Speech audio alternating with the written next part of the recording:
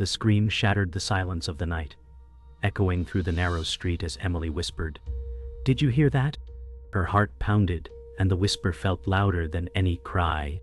She clutched her phone, praying the noise was a dream. Michael turned sharply, his jaw clenched, muttering, "It's nothing, Emily, just go back to sleep." His voice was cold, dismissive, yet the sweat on his forehead betrayed fear. Outside, whispers swirled in the dark. Unseen neighbors stirred behind curtains. Emily said, "That wasn't nothing, Michael. It sounded like a woman calling for help." His eyes darted to the window, then back to her, firm yet trembling. "You're imagining things," he insisted, pulling the blanket tighter around his shoulders, but his hands shook. The shadows stretched longer across the bedroom walls, the silence after the scream louder than thunder. Emily's chest ached with dread as she whispered to herself, "Why does it feel like everyone knows something I don't?" The air thickened with secrets, a truth pressing closer. The scream lingered in her ears like an unanswered question. The next morning, Emily stared at her reflection in the bathroom mirror, her eyes hollow from a sleepless night. "Why won't he admit what we both heard?" she whispered. Michael entered with a forced smile, brushing his teeth as though nothing had happened. She felt anger twist beneath her ribs as she muttered, "You're hiding something from me." He glanced at her reflection, smirking. "Emily, you always overthink." His calmness was a weapon, slicing deeper than any scream in the night. She slammed the cabinet shut, the sound rattling like her nerves. Somewhere outside, the faint sound of hushed voices echoed again, as though the neighbors carried secrets just beyond her grasp. Emily carried her coffee cup to the porch, shivering in the crisp morning air. Across the street, Mrs. Turner leaned close to another neighbor, their whispers carried like daggers. Emily said softly, "They're talking about me." The two women stopped abruptly when she looked their way, plastering polite smiles that vanished as quickly as they appeared. Michael's voice carried from inside, "Ignore them, Emily, they thrive on gossip." But she couldn't shake the feeling that the whispers were not gossip, but warnings she wasn't meant to hear. Later that afternoon, Emily walked through the grocery store aisles, her basket heavy in her hand. A young cashier stared at her oddly before whispering something to a coworker. Emily forced a smile, but felt the sting of eyes following her. She said under her breath, "Why are they all looking at me like I'm the last to know?" The fluorescent lights buzzed harshly, making her head throb as Michael's voice echoed in memory, "You're imagining things." That night, Emily lay awake staring at the ceiling, every creak of the house sounding like footsteps. She whispered, "What are you hiding, Michael?" He shifted in his sleep, muttering words she couldn't catch. Her chest tightened as the memory of the scream replayed, sharper each time. Outside, the neighbors' voices rose in hushed tones again, and Emily felt the unbearable truth. The secret was not just in her home, but around her, pressing in from every shadow. Emily sat at the kitchen table staring at a half-empty mug of coffee gone cold, her fingers tracing the rim in slow circles. "I used to dream of this house being a safe place," she whispered, her chest tight. Michael entered briskly, his tie crooked, his hair still damp from the shower. He kissed her cheek quickly without meeting her eyes, saying, "Don't start the day with heavy thoughts." She caught the faint smell of perfume that wasn't hers. Her throat tightened as she asked, "Why do you smell like that, Michael?" He froze for a fraction of a second before smiling casually. "You're being paranoid, Emily." The words stabbed deeper than any knife, leaving her breathless. The walls of the house seemed to shrink, pressing closer with every denial. She whispered to herself, "Why can't I shake the feeling I'm the only one who doesn't know?" Emily visited her best friend Sarah that afternoon, desperate to anchor herself in someone else's truth. Sarah poured tea, her eyes narrowing as she said, "Emily, you've lost weight, what's going on?" Emily forced a smile, "Nothing, just stress." Sarah pressed, "It's Michael, isn't it? You're not yourself." Emily's fingers trembled around the teacup as she whispered, "I keep hearing things, seeing things, but he swears I'm imagining it." Sarah leaned forward, her tone firm, "That man is lying, and you know it." The words cracked something inside Emily, validation mixed with terror. Her heart pounded, as though the house itself had shifted. Later, Emily lingered in the park, watching children play while the world seemed untouched by her unraveling. Her mind replayed Sarah's words again and again. "That man is lying." Michael called her cell, his voice sharp. "Where are you, Emily? You didn't say you'd be out." She swallowed her panic and said, "Just needed air." His sigh was loud, impatient. "You can't just disappear." The phrase struck her like a leash tightening. She looked at the children's laughter, wondering how her life had shifted from joy to suspicion. Her hands trembled as she whispered, "I can't keep pretending this is normal." That evening, Emily set the dinner table with trembling hands. Michael arrived late, tossing his keys on the counter. His shirt was rumpled, his smile too polished. She said, "You said you'd be home hours ago." He replied smoothly, "Work ran long, you know how it is." She stared at him, studying every twitch of his face, every pause. "Do you love me, Michael?" she asked softly, her voice breaking. He froze, then forced a chuckle. "Of course I do. Don't be ridiculous." The lie was heavy, sinking into her bones, leaving her hollow. That night, Emily lay curled on the sofa, while Michael scrolled on his phone nearby, the glow illuminating his unreadable face. She whispered, "I feel like I don't know you anymore." He didn't look up, muttering, "You're just tired, Emily." Tears blurred her vision as she thought, "I gave him my whole life, and now I'm not even worth his eyes." Outside, she could hear neighbors' faint voices again, whispers cutting into her chest like knives. Her world felt like glass, ready to shatter at the next lie. Emily sat at her desk, staring at Michael's jacket draped over the chair. She slipped her hand into the pocket and pulled out a crumpled receipt. Her breath caught when she read the name of a hotel miles away. Her voice trembled as she whispered, "Why would he be there?" Her heart pounded like a war drum in her chest.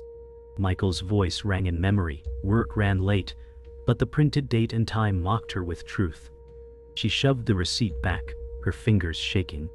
The room spun as whispers outside the window drifted in. Emily pressed her palms to her face and muttered, "Everyone knows but me." Emily confronted Michael in the hallway that night. She held the receipt out like evidence, her voice breaking. "Explain this." Michael's eyes flickered before he forced a laugh. "A client meeting, Emily. Don't twist things." She snapped. "At midnight? In a hotel miles away?" His jaw clenched as he stepped closer, his voice low and sharp. "You're imagining betrayal because you don't trust me." The gaslight burned hotter than fire. She backed away, her chest heaving. Her mind screamed, "He's lying," but his tone wrapped around her like chains. The next day, Emily searched Michael's phone while he showered. Her hands trembled as she scrolled through messages, most deleted, but one fragment remained. "Can't wait to see you again." Her stomach dropped, bile rising. Michael's footsteps echoed in the hall. She shoved the phone down just as he entered, towel slung over his shoulder, smirking. "What are you doing, Emily?" She stammered, "Just checking the time." His smile sharpened, a predator circling prey. "You never learn to trust, do you?" Her skin crawled as she thought, "He's 2 steps ahead always." That evening, Emily visited Sarah again, clutching the hotel receipt like a lifeline. She whispered, "He says I'm paranoid, but I found this." Sarah's eyes hardened as she replied, "That's not work, Emily. That's betrayal." Emily's voice cracked. "I don't know what's real anymore." Sarah reached for her hand, saying firmly, "Trust your instincts, not his words." For the first time, Emily felt her own fear mirrored, and it terrified her even more. That night, Emily lay awake again, listening to Michael's breathing beside her. She whispered, "If I'm wrong, then why am I so afraid?" He stirred in his sleep, muttering a woman's name she didn't recognize. Her blood ran cold, her entire body rigid. She sat upright, staring at him, the truth clawing at her chest. She whispered, "Who is she?" But he didn't wake. The name echoed in her ears, heavier than the scream that started it all. Emily's breath froze when she opened the mailbox and found an envelope with her name scrawled in unfamiliar handwriting. Inside was a photo of Michael, his arm wrapped around another woman and a child. Her hands shook violently as she whispered, "He has a family." The ground seemed to vanish beneath her feet. Michael's lies replayed in her head like a cruel chorus. The woman in the photo smiled warmly, a child clinging to her hand, while Michael's face wore the same charming grin he once used on Emily. She muttered. All this time, her stomach churned as her knees nearly buckled. Emily stormed inside, gripping the photo. She slammed it on the table in front of Michael, her voice trembling. "Who are they?" Michael froze, his face pale. "That's nothing," he muttered, voice hollow. She screamed, "Nothing? That's a woman and a child, Michael." His jaw locked, eyes flickering with desperation before settling into cold defiance. "It's complicated," he whispered. Emily's voice cracked. "You lied to me, to all of us." The silence that followed was unbearable, punctured only by the sound of her sob. Emily drove across town the next morning, the photo burning in her pocket. She found the house from the address scribbled on the envelope. A woman opened the door, eyes widening in shock at Emily's presence.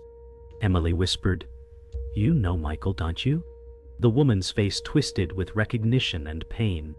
"I'm Anna," she said softly, "and that's our son, Daniel." Emily's stomach lurched, tears spilling as the truth hit her like fire. Her voice broke. "He's been living two lives." Emily sat in Anna's living room, clutching her teacup with shaking hands. Anna's eyes brimmed with unshed tears as she whispered, "He told me he traveled for work, but sometimes he wouldn't come home for days." Emily's voice cracked. "He was with me then." The two women stared at each other, realization flooding the room. Daniel's laughter drifted from the hallway, a cruel reminder of Michael's double life. Emily whispered, "He's stolen years from both of us."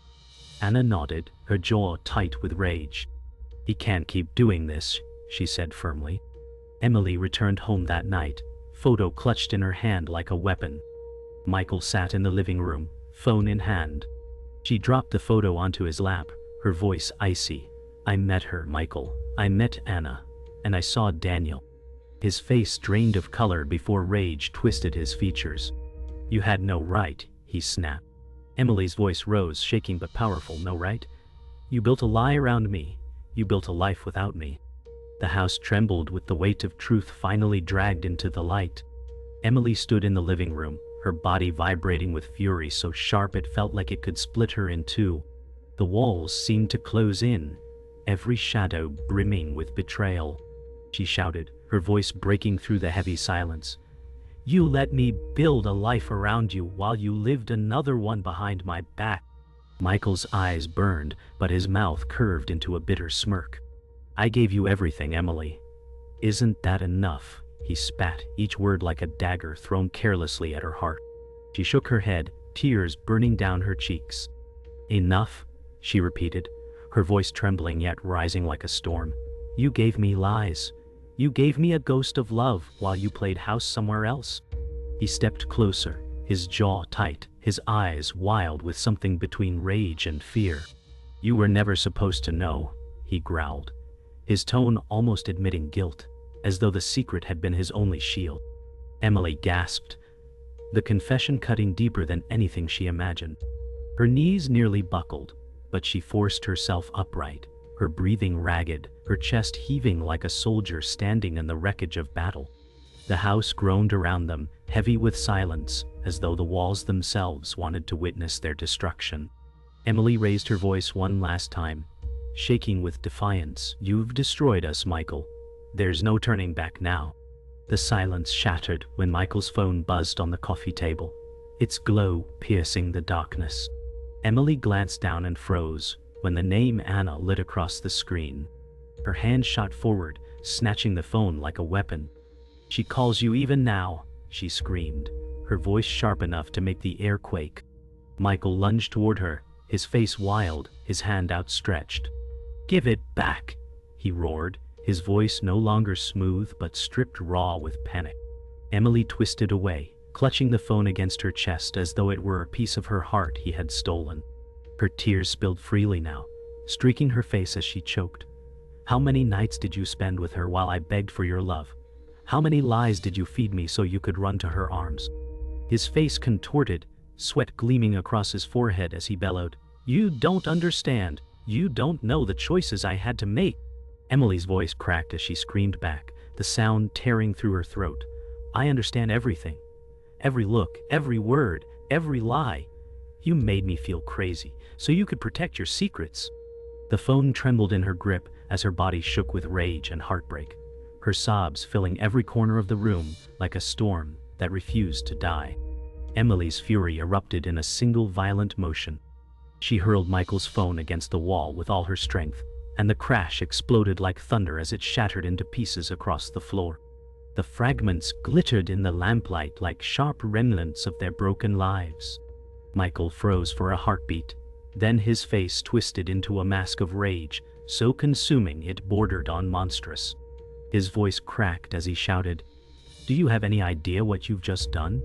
His words shook, but his body trembled with suppressed violence. Emily screamed back, her voice raw. "Yes, I've broken the lie you built. I've broken your perfect little prison." Her chest heaved as she took a step toward him, her tears burning like fire. For the first time, she saw him falter, his fists trembling at his sides, his confidence stripped away. In that moment, he was not the charming man she had loved, but a hollow figure crumbling under truth's weight. Her voice lowered to a whisper, cutting deeper than any scream. "You're nothing but a stranger to me now." Every word, every touch was poison. His eyes widened slightly, a flash of fear behind the rage, as though her words were pulling away the last mask he could hide behind. The silence afterward rang louder than glass shattering, suffocating them both. Michael's pacing shook the room as he dragged his hands through his hair, his voice ragged. "I never meant for you to find out," he shouted, his tone spiraling into desperation. Emily stood near the table, her arms wrapped around herself, her body trembling, but her eyes locked firmly on him. "You never meant for me to find out because you never meant to stop," she said, her words like cold steel slicing through the air. His breathing quickened, his footsteps uneven as he moved back and forth like a trapped animal. "You don't understand the sacrifices I made," he barked, his voice breaking. Emily's throat tightened, but she forced her words out, sharp and unrelenting. "The only sacrifice you made was me. You burned me alive so you could play savior in another world." Michael stopped pacing, his chest heaving, his eyes wide with something raw and dangerous.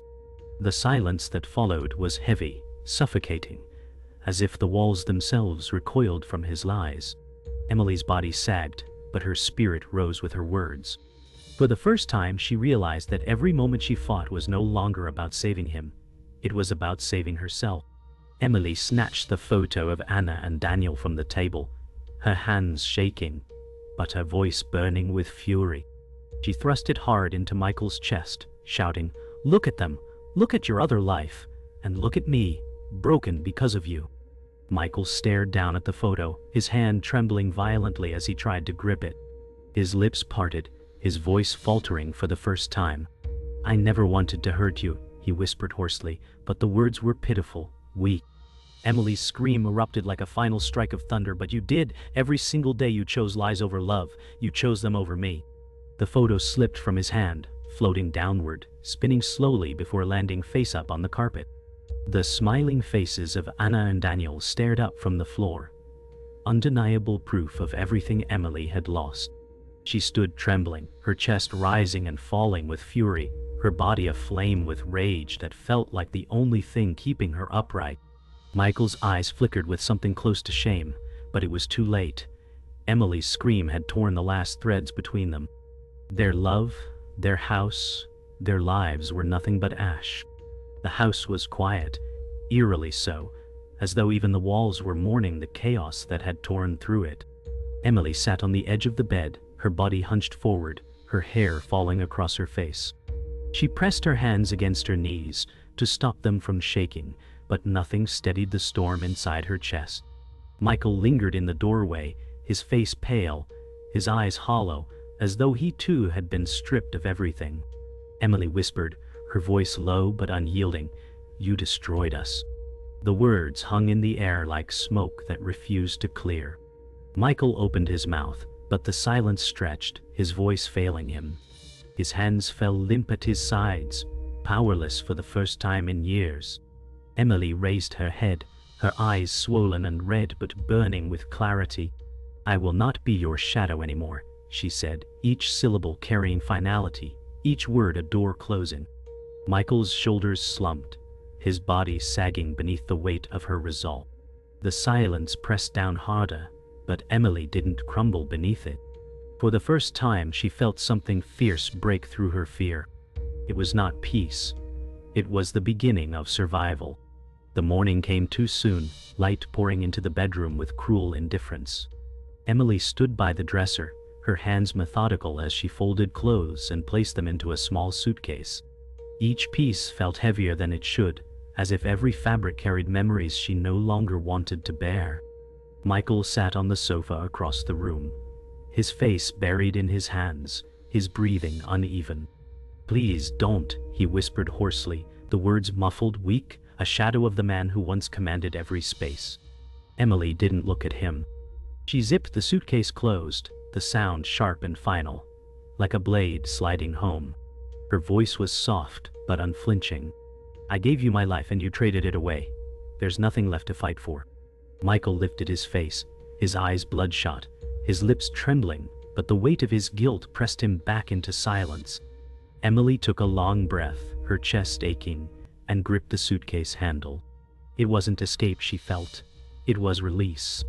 The air outside was crisp, biting at Emily's skin as she stepped into the driveway, her suitcase rolling behind her. Neighbors peeked through curtains, their whispers muted now, no longer gossip but silence thick with realization. She lifted her chin, her steps steady, even as her chest burned with grief. They all knew, she thought, bitterness rising, but now I know too. Michael stood at the doorway, his silhouette framed by the morning sun, looking small, almost fragile, stripped of all his control. His lips parted as if to call her name, but no sound came. Emily didn't turn back. For months she had been drowning in secrets, smothered beneath gaslighting and deceit. But today the air tasted sharp, painful, yet alive. Each step down the driveway echoed like a victory drumbeat in her chest. Her world was collapsing, yes, but she was no longer trapped beneath the rubble. She was walking out of it, piece by piece. The morning was no longer cruel, it was hers. The cafe smelled of coffee and bread, a warmth Emily hadn't felt in months. She sat at a small corner table, her suitcase tucked at her feet, her hands wrapped tightly around a steaming mug. Sarah slid into the chair across from her, her eyes scanning Emily's face with concern. "You did it," Sarah whispered, her voice soft but steady, as though she knew how much the words weighed. Emily nodded, her throat tight, tears shimmering in her eyes. "I had to. If I stayed, I would lose myself." Her voice cracked, the truth tasting bitter and raw. Sarah reached across the table, clasping Emily's hand, her grip firm, anchoring.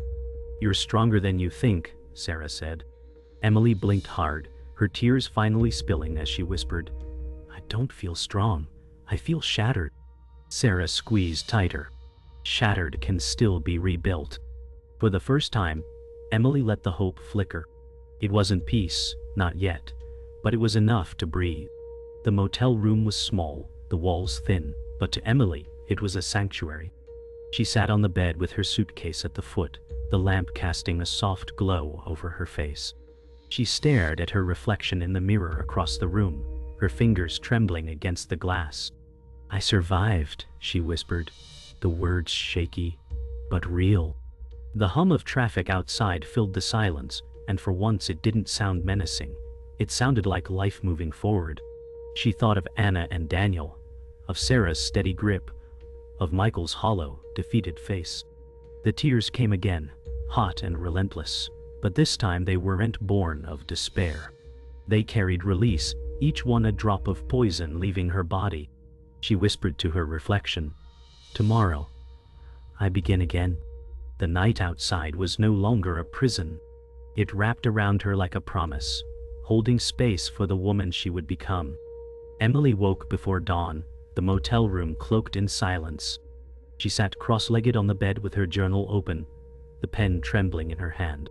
She began to write, each word spilling like blood from a wound that refused to close. Betrayal. Lies. Freedom.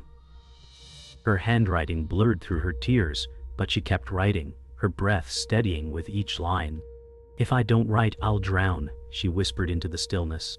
The lamp on the nightstand glowed faintly, casting her shadow against the wall. The more she wrote, the less suffocating the silence became, until her words were louder than the echoes of Michael's voice. She closed the journal and pressed it to her chest. "This is how I take my life back," she whispered, her voice shaking but firm. Dawn crept through the curtains, soft and cold, painting the room in blue. For the first time in months, Emily felt like the day belonged to her. As the sun rose, Emily stepped outside with her suitcase. The motel parking lot was cold, the asphalt glistening with dew. She drew a sharp breath, her lungs aching but alive. Across the lot, a family loaded bags into their car, their laughter echoing into the morning air. For a moment, grief clutched her heart, a reminder of everything Michael had stolen from her. But then resolve burned stronger. "I'll build again," she whispered, tasting the words like a vow. Her voice cracked, but it sounded new, as though it belonged to someone who had been remade. The golden sunlight kissed her face, and though it didn't erase the pain, it bathed her in something close to blessing. She gripped the suitcase tighter, her knuckles white, her steps steady.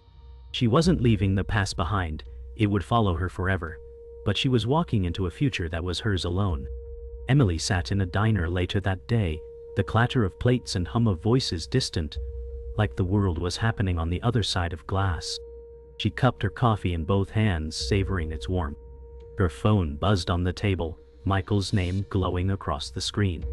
Her chest tightened, the old reflex tugging at her. Her thumb hovered, but she didn't press.